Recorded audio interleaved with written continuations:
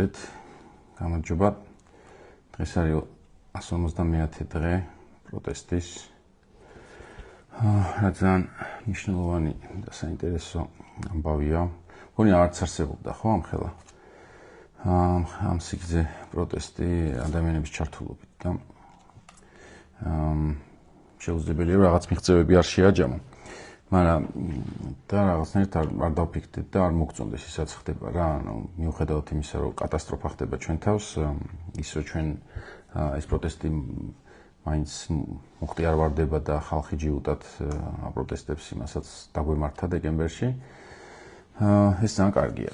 ხო და პარალელურად რაღაცები ხდება და რაღაც ახსნებს ვისმენთ ხოლმე, ხო, რომ თქვათ თავრობამ რატო გააკეთა ისაც გააკეთა და ერთ-ერთი რაც ხდება ახლა ამჟამად არის საკადრო პოლიტიკა, ხო? და ორი სხვადასხვა პროცესი მიდის, ერთი ძალიან ლოგიკურია, პრინციპში ერთი ლოგიკური და 100%-ია და მეორე არ ვიცით რომელი ვარიანტი. ერთი რაც ხდება ვიცით რომ არის სრული საკადრო კატასტროფა არის სახელმწიფოში, კოლაფსი, ანუ სახელმწიფო ვერ ქირაობს პროფესიონალებს. იმიტომ რომ პროფესიონალი შეიძლება თუ საქმე უყვარს მართლა, შეიძლება მან არ გააკეთოს ისაც პარტია ეტყვის.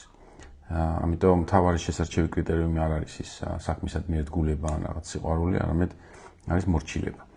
და იმთავითვე მორჩილი კადრი, ანუ რაც უფრო არაპროფესიონალია, მით რომ მორჩილია, ხო, იმიტომ რომ ხედავს, რომ პროფესიონალი სხვაგან გაიკაფავს გზას და მორჩილი მხოლოდ პარტიაზეა დამოკიდებული მისი კარიერა.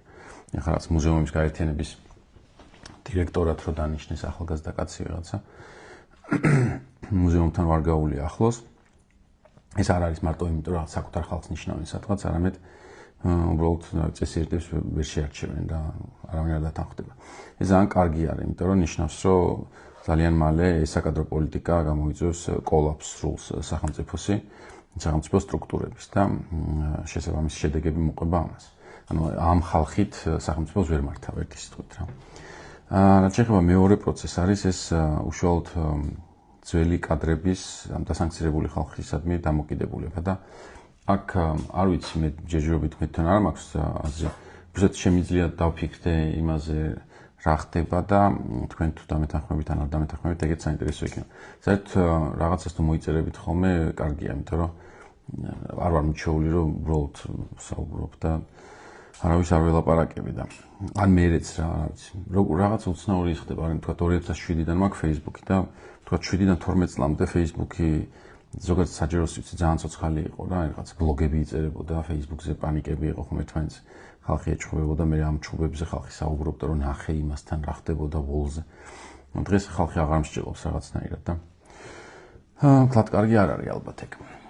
ხო და ერთ-ერთი რაც არის ეს ხალხის გაშვება და საინტერესოა აქ ერთი ვერსია რაც მოვისმინე რომ რატო უშვებენ ამ თქვა ივანიშვილის ხალხს არის რომ რაღაც კობახიძე საკუთარი ხალხით ანაცვლებს და რუსეთს უნდა რომ თქვა ივანიშვილს არ იყოს დამოკიდებული ცალსახად და რაღაცა სხვა პლატფორმი შეიქმნას კობახიძის სახით და კობახიძის ხალხი არის ამიტომ საჭირო რომ უშიშროებას და დაზვერვას და სხვა რაღაცებს აკონტროლდეს. უბრალოდ ამ ვერსიის მე ამჯერა იმდენად ამდენადაც კობახიძე თავისთავად არაფრის მაგნისი არ არის რა, ანუ კაცი არის მინუსაურით რა ვიცი.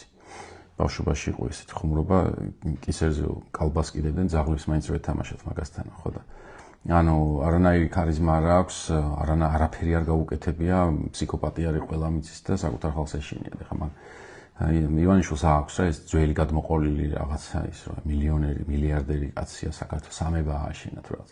კობახიძეს არაფერი არ გაუკეთებია, ამიტომ რა ვიცი ივანიშვილი რომ მოკვდეს, მისი შეცვლა კობახიძეთი უბრალოდ წარმოუდგენელია რა ჩაყვება საფლავში. ხო და ამიტომ ეგ ვერსია რომ რაღაცნაირად უფრო ის ხდება რომ კობახიძეს უფრო მეტი ძალაუფლება მიცა და რაღაც უთხრავ ხალხი ისაქენი რა ქვია, შენი ხალხი იყოს კი ბატონო თუ კონტროლისთვის ეს გჭირდება. მაგრამ საინტერესო არის ერთი მომენტი და მაგაზე მინდა რომ გითხრათ, ხო? როგორც წესი, ვთქვათ, რაღაც მაფიოზური კულტურა რო წარმოვიდგინოთ და ვიცით რომ ამათვისაც მაფიოზური კულტურა უცხო არ არის. და თუ გახსოვთ რა ეს ვთქვათ ეს ახალი წრომოწმეები, ვიღაც დასანქცირებულების სიაში ვიღაცა ხალხი მოხდა, რომელიც რაღაცა ადრე არ იყო, ვთქვათ, შემჩნეული ბოროტ მოქმედებებში. მაფიოზურ კულტურაში ეს ერთად საქმის გაფუჭება არის პირიქით ინიციაციის ნაწილი. ანუ თუ გინდა შენ კლანს რომ დაუმტკიცო რომ რაღაცა მათი წევრი ხარ და მათთან ერთად რაღაც აკეთებ, დანაშაული უნდა ჩაიდინა, ხო, რაღაც ფილმები თუ გაქვს ნანახი, სოპრანოს კლანი და თქვათ რაღაც სკორსეზეს რაღაცეები, იქ არის რომ აი ახალგაზრდა ტიპი რაღაც მკვლელობაზე წავიდნენ, ამას მოაკლევინეს და მე უთხრეს რომ ყოჩახ შენ დღეიდან ხარ ერთი ჩვენ შორის და გენდობით რა და შენთან ახლოს უნდა იყოს ის ხალხი, რომელსაც შენთან ერთად რაღაც გაფუჭებული აქვს, ან შენთვის რაღაც გაფუჭებული აქვს რა. მაფია ესე მუშაობს და ესე ესმის, ხო, არ ვიცი რა. სხვა ტიპის ორგანიზაციები კრიმინალური როგორ მუშაობს, მაგრამ მაფიაზე ეს ვიცით.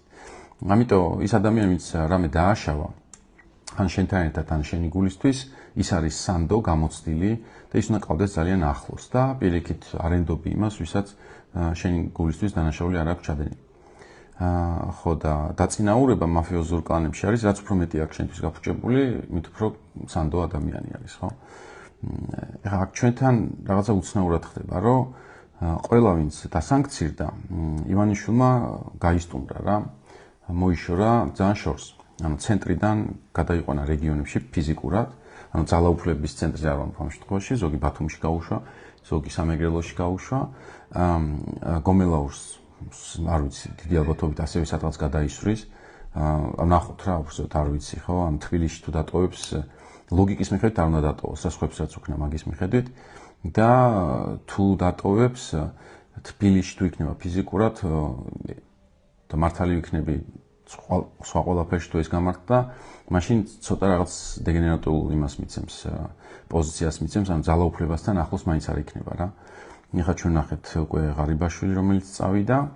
ხო და საინტერესო ამ შემთხვევაში მე რითიც ხსნი არის ჰანა არენტის ტოტალიტარიზმის დასაბამი არის ეს ნაწარმოები, სადაც ის ხსნის ტოტალიტარიზმის არქიტექტურას, ხო, ანუ როგორ არის აგებული. და ერთი მომენტი არის, რომელიც ფიქრობ, რომ ივანიშვილს უფრო აღწევს, ვიდრე ის მაფიოზური ამბავი. იქ რა ხდება რა, რომ ტოტალიტარიზმი არის სისტემა, რომელსაც მართავს ერთი ადამიანი და როგორც ჰანა არენტი ცოტა ჟარგონულად ამბობს, ის არის ერთადერთი, ვინც იცის საერთოდ რა ხდება რა, what's going on, ესეთ რაღაცას იძახის რა. ანუ საერთოდ რა ხდება, სისტემა როგორ არის მართული, იცის მარტო ერთმა. ლიდერი ვინც არის. ნუ სტალინი არის და ჰიტლერი ამის ესა ხო განსახიერება. ყველა დანარჩენი რაღაც ფუნქციას ასრულებს, მაგრამ რაღაც მარჯვენა ხელმარიც მარცხენას აკეთებს, ეგეთი ამბავი არის რა, ანუ სტრუქტურულად შინაგან საქმეთა სამინისტრო შეიძლება არ იცოდეს თქო სუსი რას აკეთებს და სუსმა არ იცის პარლამენტში რა ხდება, პარლამენტში არ იციან რა ხდება სხვაგან და ყველაფერი სამაგიეროდ იცის იმ ერთმა ლიდერმა. და რისთვის არის ეს კარგი? იმისთვის რომ შენგარეშე სისტემა უბრალოდ აღარ ფუნქციონირებს, არის დისფუნქციური და ყველაფერი არის შენზე დამოკიდებული და ჩამოკიდებული. და ძალაუფლებისთვის ეს არის იდეალური. და ეს ძალაუფლების ბერკეტების ცოდნა შესაბამისად არის ძალაუფლების დონესთან პირდაპირ პროპორციული. ანუ რაც უფრო მეტი რამე იცი როგორ ხდება ამ სახელმწიფოში, მით უფრო ახლოს ხარ ძალაუფლებასთან. ანუ რაც უფრო მაღლა ხარ იერარქიით, შენ უფრო მეტად იცი რა ხდება, მაგრამ აბსოლუტური ცოდნა მაინც აქვს უფრო ლიდერს. ხა აქ მაგალითად ჰანა არენტი ამბობს, რომ სწორედ ამიტომ ტოტალიტარულ ლიდერებს არ ყავთ შემცვლელები რა, ვისაც ასახელებენ სიცოცხლეში. იმიტომ რომ სიცოცხლეში ვიღა ტიპის დასახელება ნიშნავს, რომ ის შენთან ახლოს უნდა მოიყვანო. მაგალითად ავთანდილი რა იყო და ეს როსტევანისთვის თამარ მეფე ან პირიქით უნდა გააკეთოს, ანუ თამარ მეფე სიცოცხლეში უნდა გამეფდეს, თამარ მეფე თინათინი, ხო? რომ და რაც გიორგიმ გააკეთა პრინციპში, რომ უკვე მის სიცოცხლეში ნელ-ნელა ეს ბერკეტები გადავიდეს და თვითონ რომ გამოეცლება, უკვე ავტომატურად იქ დახვდება ადამიანი, რომელმაც ასევე იცის როგორ ფუნქციონირებს რაღაცები. მაგალითად ეხა დღეს ხო რატომ არ ყავს ის რა ქვია შემცვლელი და ტოტალიტარული ან თუ როსტევანისთვის და თქვათ გიორგისთვის არის მოსახერხებელი რომ გვარი გაგრძელდება და სანამ სიცოცხლეში ამიტომ არის მნიშვნელოვანი რომ ეს ბერკეტები ნელ-ნელა გადააბაროს მემკვიდრეობისთვის ტოტალიტარული ლიდერისთვის ეს პრობლემა არის იმიტომ რომ თუ შენ ახლოს დაიყენებ ადამიანს და უფრო ეტყვი რა როგორ ხდება ის შენთვის არის საფრთხე, იმიტომ რომ უკვე მეორე ადამიანი თუ იარსებებს, რომელმაც ასევე იცის რა როგორ ფუნქციონირებს, შენ შეიძლება მარტივად მოკლან მაგალითად რა. და შენი საჭიროება აღარ არსებობს. და სწორედ ამიტომ ტოტალიტარული ლიდერი ცდილობს, რომ ყველა ვინც ახლოს მიუახლოვდება ამ ბერკეტებს, ფარულ ბერკეტებს, ის მალე მოიშოროს. ხო და ქართული ოცნების იმას თუ დავაკვირდებით, პრინციპში ეგრე ხდება რა, უკვე ძალიან დიდი ხანია ეს ახალი დაწყებული არ არის, ხო? ეხლა კვირიკაშვილი შეიძლება თავის პრობლემები ქონდეს, მაგრამ ქართული ოცნება არ არის პარტია, რომელიც იმის გამო გაუშვებს ვიღაცას, რომ ქვეყანაში რაღაცა არასწორად ხდება, ხო რაღაც. მაშინ ამბობდნენ, რომ აი ბავშვთა შიმშილის სტატისტიკა რო გავრცელდა, ამის გამო გაუშვეს ვიღაც პრემიერ-მინისტრია და ეგრე არ არის რა, დღესაც იგივე სტატისტიკაა და ფეხებზე კიდიათ ბავშვებიც და ზოგადად ადამიანებიც, ხო და ამის გამო არავის არ ხსნიან, კობახიძე არის მყარად. ამიტომ ეგ არ არის მიზეზი. ეგ არის ხელოვნური მიზეზი, რომ ვიღაც პროსტა გაუშვი. ხო და უბრალოდ მაგალითად თუ დააკვირდებით თავის დროზე, კვირიკაშვილი პოპულარული კაცი იყო რა. ანუ ამ ფსიქოპათისგან განსხვავებით, რაღაც თავისი ის ქონდა, ხო, პოლიტიკური წონა ქონდა. ხა მესმის, რომ შეიძლება ამას ვიკამათოთ, მაგრამ ეს იყო კაცი, რომელიც ავიც გავიდა აქციაზე და ხალხს რაღაცა სადა ხალხთან დალაპარაკება. ანუ პრეტენზია ქონდა, რომ მაქვს რა მე საშუალება რომ ხალხს ველაპარაკო, რესურსი მაქვს. ცოტა რა დამოუკიდებლობის ელფერიც ქონდა, ხო? მეორე ვინც ესე გააქრეს ასევე კვირიკაშვილის მსგავსად, იყო გახარია მაგალითად, ხო? ანუ გახარია მოგწონს არ მოგწონს, იყო ტიპი, რომელიც რო წავიდა რაღაცა ბიუროკრატია ძალიან თავის თავზე ქონდა ჩამოკიდებული, ანუ ბევრს მოწონდა შიგნით და პარტიაშიც და თქვათ რაღაც ადმინისტრაციულ დაწესებულებებშიც და თუ გახსოვთ ეს სურათზე რო ლაიქები ქონდა, მაგდენი ლაიქი სურათზე არ ვიცი მთელი ეს ინდოელი და პაკისტანელი ტროლები რო ჩამოისაქნან მოქმედონ, მაგდენს ვერ დაიგროვებს, ვერც ერთი დღეს არსებული ეს უსახო ისინი რა ლიდერები.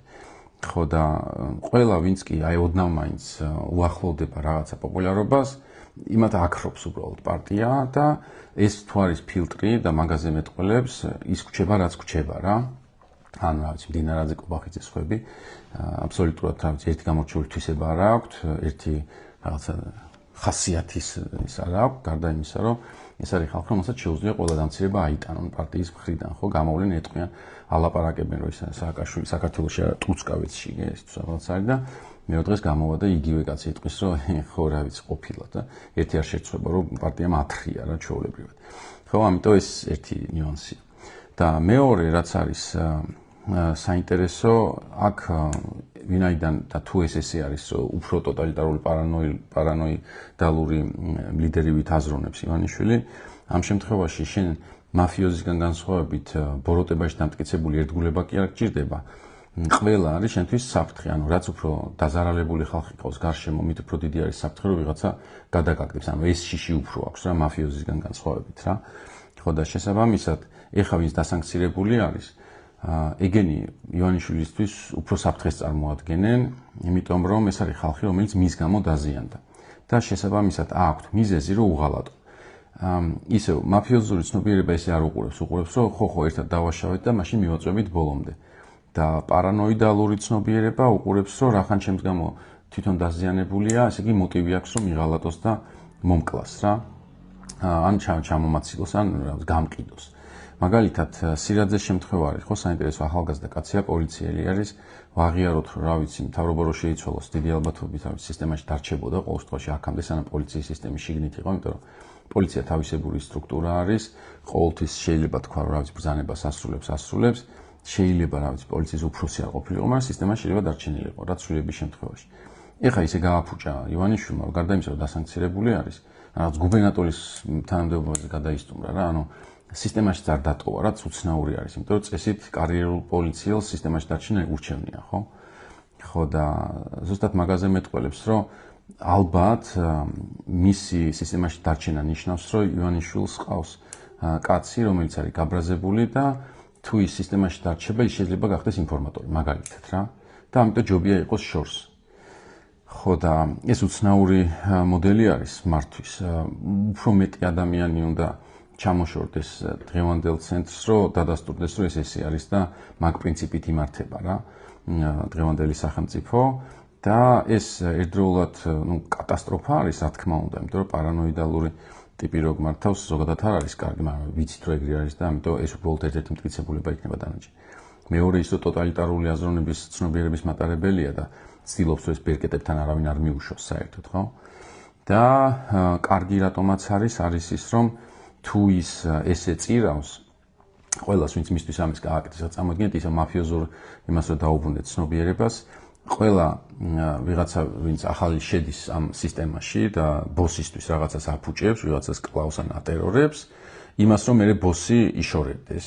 ვინ გაბედავდა ან რატო იქნებოდა ვინმე ამ ბოსის ერთგული.